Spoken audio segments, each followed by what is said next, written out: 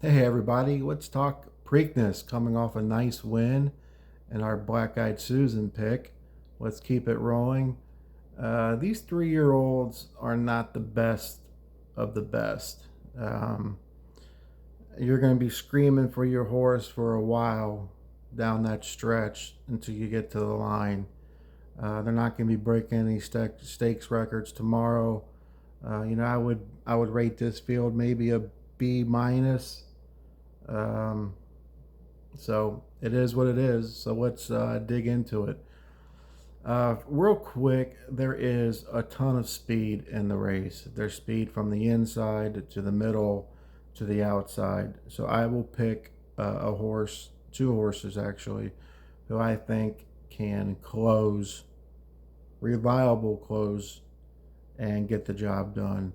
We saw a couple races on Friday's card where deep closers did come up and win. The track was playing favorable. You did have a couple front time winners and closers, so I'm really not worried about any bias or anything like that that Laurel usually carries with it. So let's jump into it. I have a big double going to number 7, The Hell We Did. And I really think that, Fincher learned a lot out of that Keeneland race. Horse jumped up and ran a huge race. I think he's got another step forward in him. I think that this is his max distance. This is his last shot at a Triple Crown race. He's not going to be going a mile and a half at the Belmont or even whatever the distance is going to be. I think that this is his shot. And even after the Keeneland race, you can see where uh, Todd brought him right to Laurel. Worked a nice bullet, and then came over here and worked a nice maintenance work. The mom of The Hell We Did, she did win a stakes race as at a mile. The family is proven. They multiple graded stakes winners. And I also think that Sayaz learned a lot from this horse. I think he's going to be a little bit more patient with him, not having to kind of rush to the lead. I think the horse is good enough where he can sit 4 or 5 off and pounce like he did here at the 6 furlong. I think that's the kind of race you're going to see. I don't think you're going to see Sayaz bust him to the gate, get the lead, and then pray he hangs on.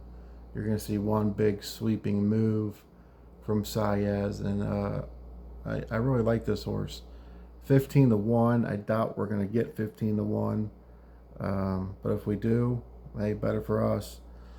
The second horse I'm going to use is number 2, Oselli. The last 2 races, the horse kind of woke up. The Kentucky Derby last quarter was extremely slow, very, very slow, like 52-3 or 52-4 or something like that.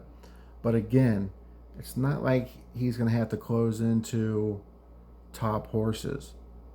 This is a B plus horse. He's going to have to close into C plus, B minus horses. So I think that if he does run back to his Wood Memorial or even the Kentucky Derby, he's going to be right at the line.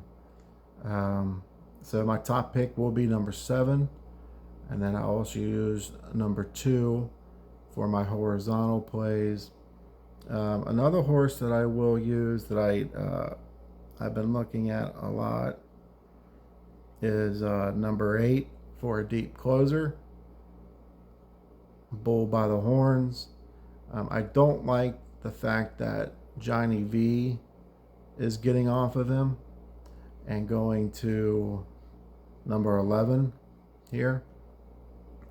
I don't think Johnny's going to take this horse to the lead. If he does, I think he's going to be cooked. So I think you're going to see Johnny kind of sit back and be patient with him and give him more of his January 24th race. I don't know if he's good enough to beat this field. But but this is another horse that I will use on like my exotics, exactas, tries, superfectas. So just to wrap everything up real quick, we're gonna go my top pick number 7, The Hell We Did, and then co-pick number 2, Ocelli. Real quick, a lot of people are on the one horse here.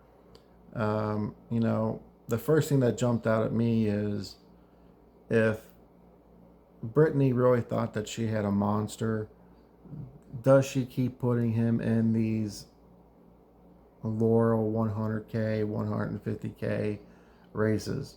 Um, they're slow times. The horse that he beat here, this Pont Avenue, came back and won with a 69 buyer. The first time out, the horse that got third on this February 6th came back and won at a 69 buyer. So it's not like he's beating the best of the best, or he's even beating seahorses. I think the lengths here, all this looks good, but he's not going to get this on Saturday afternoon. So again, I just think that if Brittany really thought that she had a Triple Crown horse, I think that he would have been more aggressively placed earlier on in his career. That he wouldn't have been, hey, we'll just wait for the Preakness. I don't think she was thinking like that. I think it kind of fell into their lap after the April 18th race. So, yeah, I will not be using the one. The other horse I want to talk to about, because a lot of people were on the horse, is number 12, Incredible. I'm not on this horse at all. Reason being, slow times, finishing in the Kentucky Derby. He did stay on late and kind of gallop out a little bit, but the race at Colonial, nobody's come out and won. Nobody's came back and really did anything. I think he's going to probably stay around 88 to 89, maybe even regress a tad bit. And I don't think he's got the 92 or the 94 buyer in him with his 4th career start and traveling all over the East Coast. So number 12, I will throw out. I will not use. So that's 2 popular horses that I won't use, number 12 and number 1. So number 7 and number 2 for me. If you have any questions, please comment and give me a like and a share. And good luck, everybody. I hope we continue our success. Thank you.